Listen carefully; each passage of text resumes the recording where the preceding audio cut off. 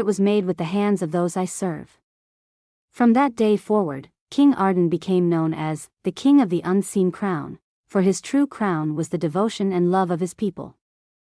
The wells filled, the rivers roared back to life, and the kingdom's fields turned green once more. The people cheered and celebrated not just the rain but the unity that had saved them. On the day of the first harvest, the townsfolk surprised King Arden. They had crafted him a simple crown of woven wheat and flowers, symbolizing their love and gratitude. When they placed it on his head, Arden's eyes welled with tears. "This," he said, holding the crown, "is more precious than gold or jewels." The land. Instead of retreating to his palace, King Arden gathered his advisors and farmers. "We must act together," he said. "Let us dig wells, store rainwater, and share what little food we have left."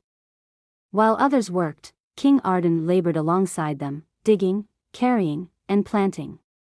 His hands grew rough, his robes became tattered, but his spirit never wavered.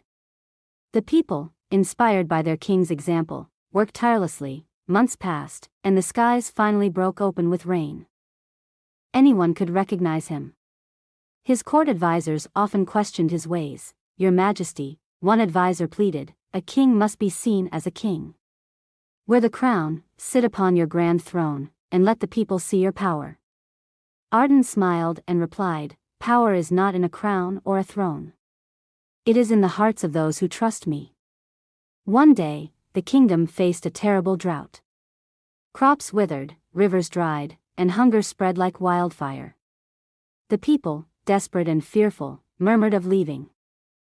The king and the unseen crown. Once upon a time, in a land nestled between towering mountains and endless seas, there lived a wise and humble king named Arden. Unlike most kings, Arden's throne was not adorned with jewels, nor did he wear a crown.